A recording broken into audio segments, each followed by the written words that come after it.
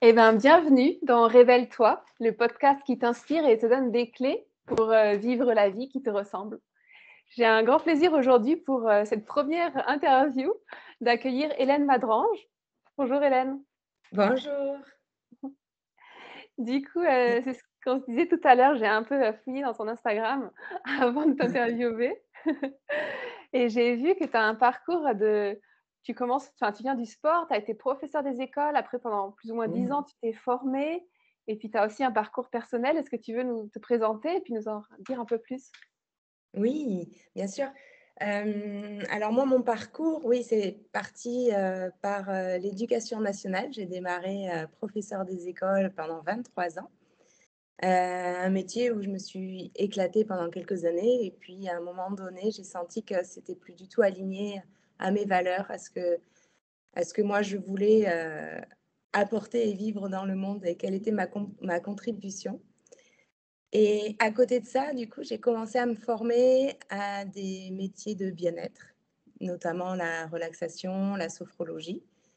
Et pendant quelques années, j'ai testé, je me suis formée sur différentes techniques et j'ai découvert aussi le coaching from the heart avec Anne-Claire Méret.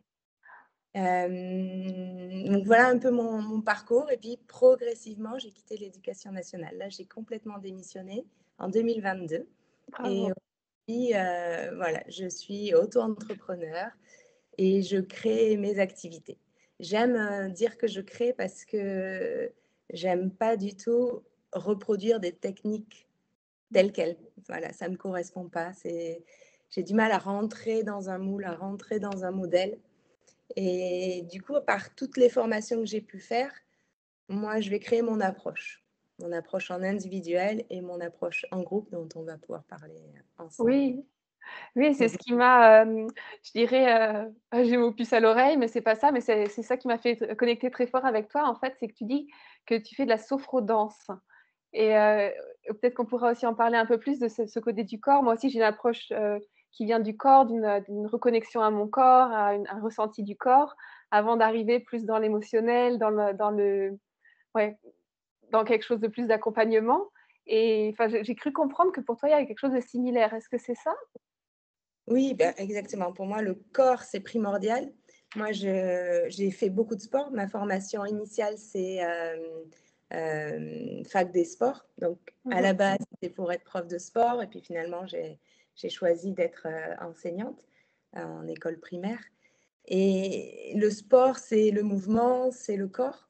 Et donc, quand j'ai découvert la sophrologie parle beaucoup du corps, de la connexion au corps, de l'écoute des sensations corporelles, de ce qui est présent ici et maintenant dans le corps. Donc, pour moi, c'est vraiment un outil très, très précieux et qu'on n'écoute pas suffisamment, qu'on mobilise pas suffisamment. Pour moi, il y a vraiment quelque chose d'important dans le rapport au corps et d'où la sophrologie qui va amener vraiment une écoute corporelle et puis de la mobilité, du mouvement et le corps est vraiment très important et a toute sa place. Oui, je pense parfois, enfin, j'ai pu me surprendre à essayer de prendre des décisions avec la tête et à essayer de gérer, de comprendre oui, non, pourquoi, essayer de tout me faire des nœuds. Alors que parfois, ça peut être si simple de se reconnecter à son corps et puis on a la réponse tout de suite, en fait. Même si c'est pas forcément la réponse la plus, rassurante, mais c'est peut-être celle parfois qui nous met le plus en joie et qui finalement, à la fin arrive à être la plus juste. Ouais, exactement. C'est vrai que quand on fonctionne avec sa tête, on va fonctionner en fonction des peurs, en fonction de schémas qu'on a appris, en fonction des autres Mmh. et très peu en fonction de nous. Quand on va aller se connecter à notre corps et à notre cœur également, parce Oui. que pour moi, c'est un ensemble et ils fonctionnent ensemble. On va sentir que ça vibre, on va sentir que c'est juste, on va sentir l'alignement qui est là et l'action qui part de cet espace-là va être beaucoup plus juste pour nous et alignée avec notre chemin de vie. C'est très flagrant et c'est important de dire ça parce que c'est vrai que moi, personnellement, hein, j'ai beaucoup fonctionné avec ma tête et je me chope encore beaucoup en train de fonctionner avec ma tête.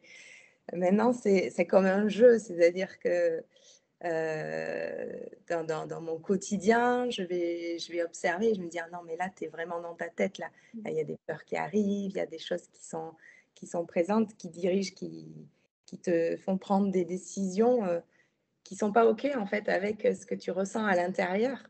Donc reviens dans ton corps, reviens dans tes sensations, reviens dans ce qui te fait vibrer et regarde où est-ce que ça t'amène.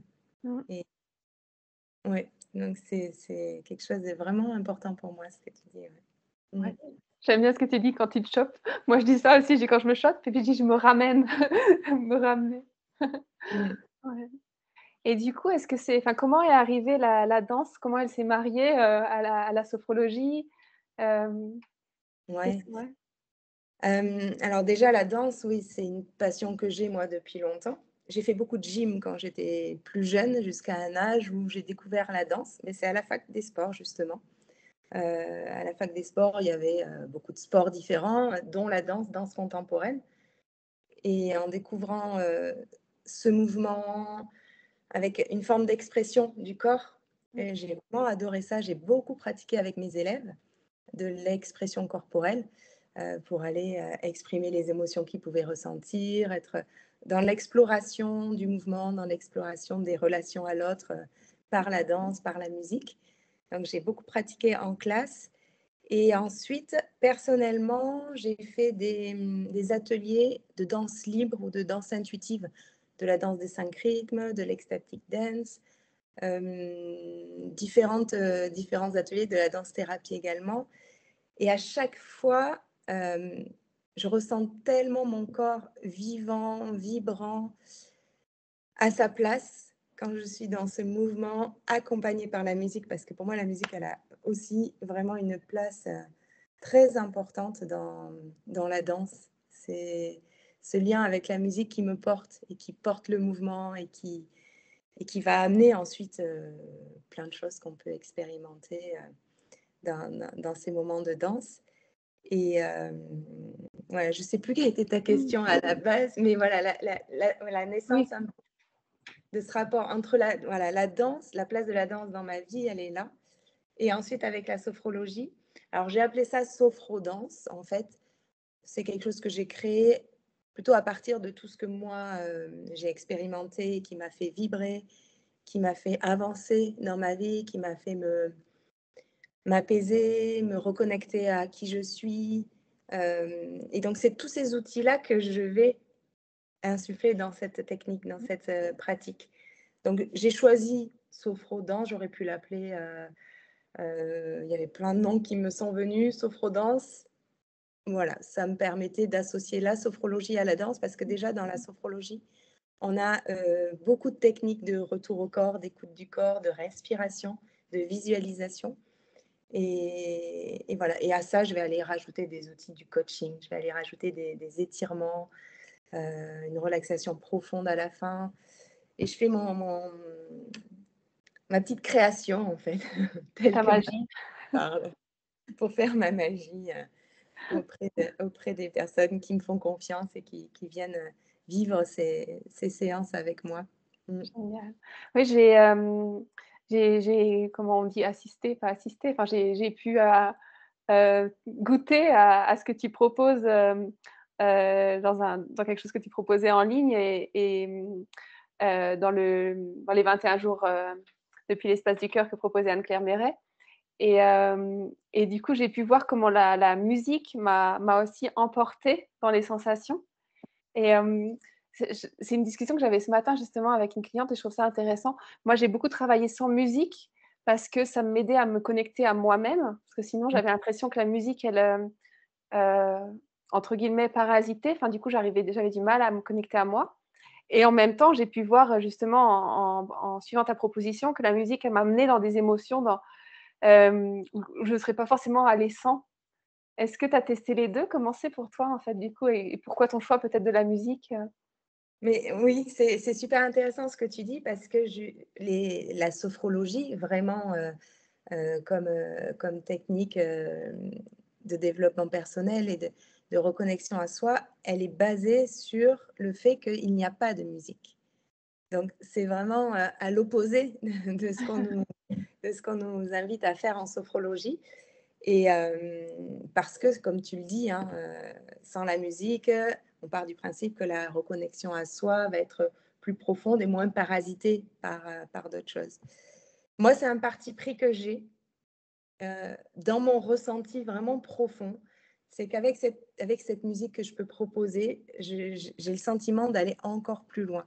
Donc après, ça plaît ou ça ne plaît pas, parce qu'on va tous être différents sur cette façon de ressentir, de s'écouter, de se laisser porter par la musique. Moi, la musique me porte tellement que j'ai vraiment envie de transmettre à travers la musique. Donc, c'est mon parti pris. Ouais. C'est comme ça que je vois les choses. J'adore Voilà. parce que quand tu dis ça, c'est enfin, pour ceux qui nous voient avec la vidéo, sinon je vous décris, c'est comme si tu t'illuminais, tu brillais, il y a quelque chose qui vibre en toi quand tu nous parles de la musique et c'est vrai que la musique que tu as choisie, elle était très porteuse, enfin très ouais et ça Mmh. m'a enfin, j'avais l'impression que, bah, que mon cœur s'ouvrait encore plus et que j'allais encore plus dans cette émotion où peut-être j'aurais pas été sinon quoi, du coup, ouais. Ouais, et la musique est tellement importante pour moi que je mets beaucoup, beaucoup de temps à préparer une séance parce que j'écoute plein, plein de musique pour me dire: «Tiens, celle-là, je la choisis pour tel mouvement, pour tel moment de ma séance. Je vais mettre celle-là», et donc je me prépare à l'avance toute ma playlist. Donc pour chaque séance, j'ai vraiment préparé, c'est pas au hasard. Je sais que, j'ai des amis qui proposent de la danse, aussi thérapeutique, sous une autre forme. Avec j'en ai une qui me disait: «Tiens, ben moi, mes séances, la musique, c'est intuitif. Je vais, choisir une musique comme ça sur le moment, je tombe sur une musique et elle est juste à chaque fois». Moi, ça fonctionne différemment. J'ai besoin à l'avance de ressentir la musique, de me projeter dans la séance et de me dire: «Ah oui, tiens, cette musique-là, je la choisis pour ce moment-là». Ah, Et comme ça, quand j'arrive en mmh. séance, bon, les gens sont prêtes et on se laisse porter, et la séance, l'atelier se fait comme ça au fil de cette playlist qui est déjà préparée à l'avance. Mmh Ouais, c'est un peu comme est-ce que c'est ça, un peu comme un voyage en fait que mh. tu nous proposerais et que tu as, minutieusement, préparé quoi, en y mettant, toutes Ouais. les alors j'ai le mot couleur qui vient parce que déjà tu as des tableaux magnifiques derrière toi, mais en plus moi je travaille avec les couleurs, mais tout plein de couleurs, que tu avais envie de nous Mmh. faire vivre. Ouais, j'aime beaucoup ce mot «voyage», et j'avais jamais, imaginé l'atelier comme ça, mais oui, c'est exactement ça. C'est un voyage où les personnes, quand elles arrivent avec, leur quotidien qui est encore présent, leurs tensions. Elles ont pris la voiture, elles étaient avec la famille, elles ont dû s'organiser, voilà, elles en ont plein la tête et elles arrivent là, mais souvent avec des douleurs, avec des tensions. Donc on va démarrer ce voyage, un peu tendu, un peu contracté, respiration courte, et cetera, et ça dure 1 heure et demie, et en 1 heure et demie, avec, des propositions très progressives, voilà, en passant par la sophrologie, du mouvement conscient, de la respiration, puis des étirements, de la relaxation profonde. À la fin du voyage, comme tu le dis, il y a vraiment quelque chose qui s'est passé. Il y a une transformation qui se fait, et il y a des sourires qui apparaissent, à la fin d'une séance. Il y a un relâchement du corps, il y a une respiration qui est beaucoup plus ample, beaucoup plus fluide. Il y a les langues qui se délient, où on sent qu'il y a des choses qui se déposent. Oui, c'est vraiment un voyage. Tu vois? Ça me Génial.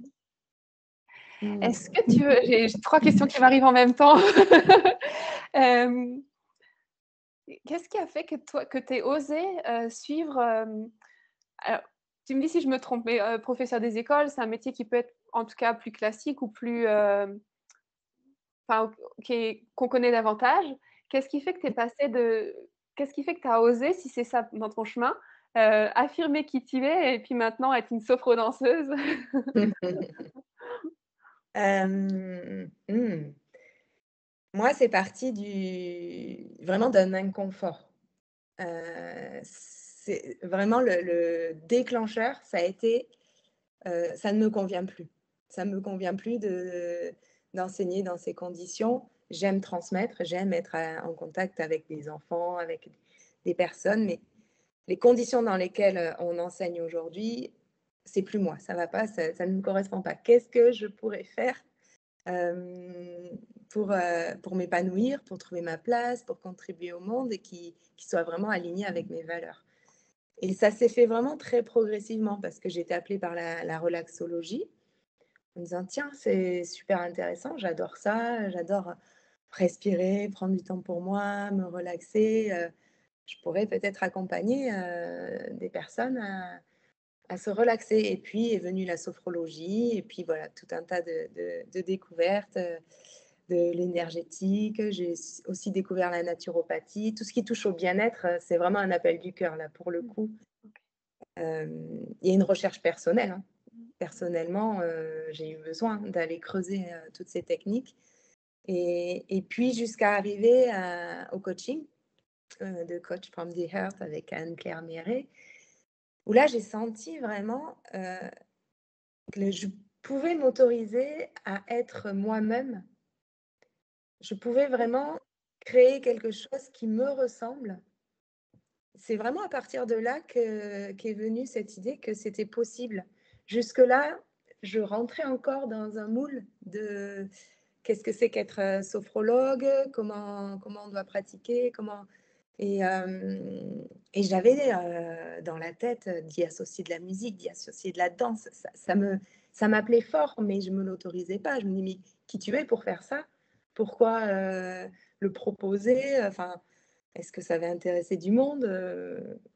Vraiment, il y avait des blocages, quoi. Il y avait des auto-sabotages et je me mettais mes propres limites en me disant: «Non, non, reste dans le cadre, tu es sophrologue, tu pratiques, de la sophrologie en groupe ou en individuel».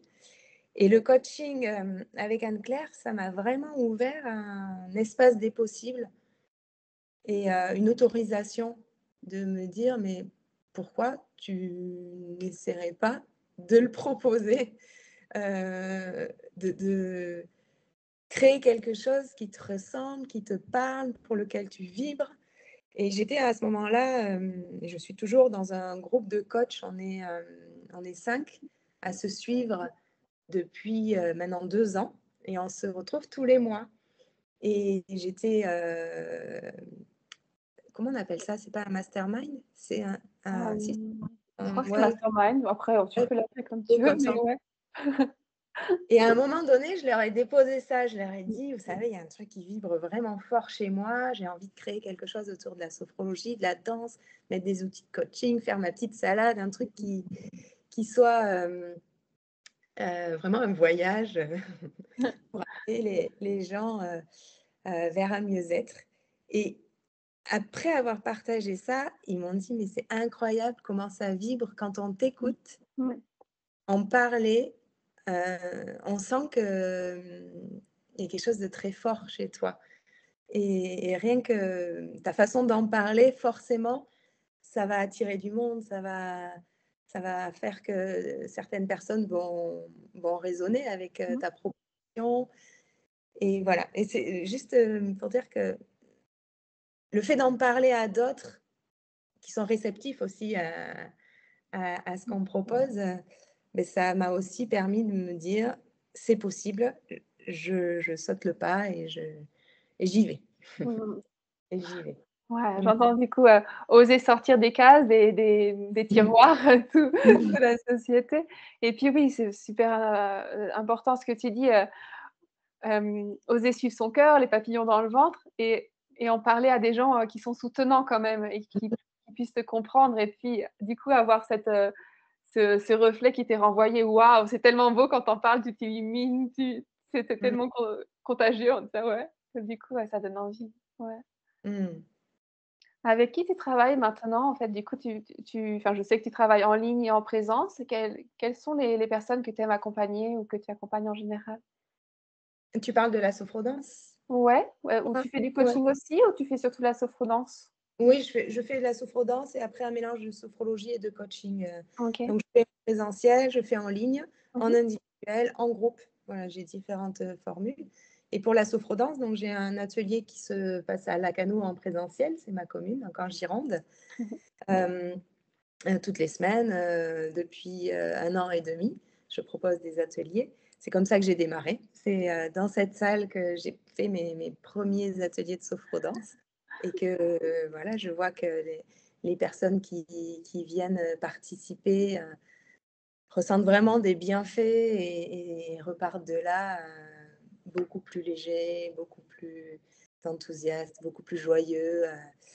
Donc c'est vraiment mon démarrage, il s'est fait comme ça. Et depuis 10 jours, j'ai commencé mon premier atelier en ligne. J'ai proposé, je me suis dit, voilà, on va tester finalement parce que je suis dans un coin un peu isolé, même si l'été, il y a beaucoup de monde qui vient nous voir à la Cano. L'hiver, il y a quand même beaucoup moins de personnes. En ligne, ça permet de toucher beaucoup plus de monde.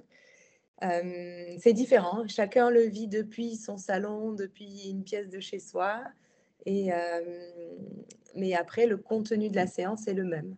Je mets la musique, je guide avec ma voix et on passe par les mêmes phases de sophrologie, de recentrage, d'ancrage, de respiration, de visualisation, de mouvement libre, de mouvements guidés par l'émotion qui est présente. Et voilà, il y a vraiment le même cheminement, le même voyage et que je peux maintenant proposer à des personnes qui habitent plusieurs centaines, voire milliers de kilomètres de chez moi.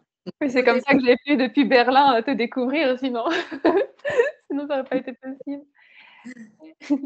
Et on parlait avant de douleurs chroniques, d'anxiété, est-ce que c'est enfin avant qu'on démarre le podcast, est-ce que c'est des personnes, est-ce que tu accompagnes des personnes qui ont des douleurs chroniques, de l'anxiété? Est-ce que tu accompagnes tout le monde? Est-ce qu'il y a un je sais pas comment dire. J'imagine que tu es ouverte à tout le monde, mais parfois on a une clientèle de cœur qui arrive ou on a des gens qu'on accompagne parce qu'il y a une connexion différente ou c'est comment? Est-ce qu'il y a quelque chose comme ça pour toi ou pas? Oui, c'est vrai que dans les personnes qui viennent me voir, il y a souvent l'effet miroir. Mmh mh.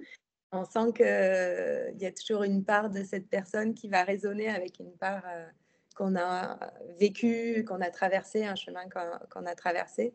Et moi, j'ai vécu avec beaucoup d'anxiété, beaucoup de douleurs chroniques, de manque de confiance en moi. Et dans mes accompagnements en individuel comme en sophrodance, le public qui vient me voir arrive souvent avec des maux de tête, des douleurs au dos, des blocages, un mal-être, un manque de confiance. Et vraiment un profil qui se dessine autour de ça. Après, en ligne, euh, j'ai eu moins d'échanges aussi avec les personnes derrière leur caméra. Il y avait plus de monde aussi, donc il n'y a pas eu autant de place à l'échange. Donc, je ne connais pas tous les profils. Donc, je ne saurais pas dire, mais il y a vraiment cette recherche de mieux-être, cette recherche de libération du corps. Je sens que voilà, il y a des tensions, je sens que ma respiration, elle est un peu bloquée, elle est courte, je sens que j'ai des douleurs au ventre ou un poids sur la poitrine. Je me sens pas bien dans ma vie, dans mes relations aussi. Il y a quelque chose qui amène les personnes à la sophrodance qui est de l'ordre de je veux me libérer de ça. Il y a vraiment le mot libération qui revient souvent dans les commentaires après. C'est ouais, libérer d'un poids, libérer de blocage, libérer de. Parce qu'on va aller se reconnecter avec ce qui est là et en se reconnectant, en écoutant ce qui est là, c'est comme ça que les choses peuvent se libérer en fait. Ouais. La respiration aide aussi beaucoup et le mouvement. Je trouve que ce mélange musique, respiration, mouvement, connexion au corps, c'est ma petite recette de cuisine ouais, qui marche du feu de Dieu. Ouais, moi j'adore, je suis à fond. Bah, c'est pour ça quand on a connecté, je me suis dit: «Oh génial, j'ai trop envie de t'interviewer» parce que ça résonne, parce que enfin dans mon parcours, c'est aussi un bah, justement comment briller, ça c'est par cette connexion-là et par enfin moi je suis plus avec la couleur, mais c'est similaire, on fait un travail finalement similaire et du coup, ça résonne. Magnifique. Merci beaucoup, pour tous, ces partages. Avec grand plaisir. Est-ce Merci pour ta proposition. J'étais touchée de voir que tu portais cet intérêt pour la sophrodance, que tu voulais en savoir plus. Donc, c'est avec plaisir. Ouais, Mmh. pour moi, c'est vraiment un espace sacré, de se reconnecter à son corps, de voir ce qui bouge, et avec des ouais, puis ta sensibilité, je me suis dit: «Ça c'est génial, j'ai envie de discuter avec toi». Merci. Est-ce que tu veux rajouter quelque chose avant qu'on arrête l'interview?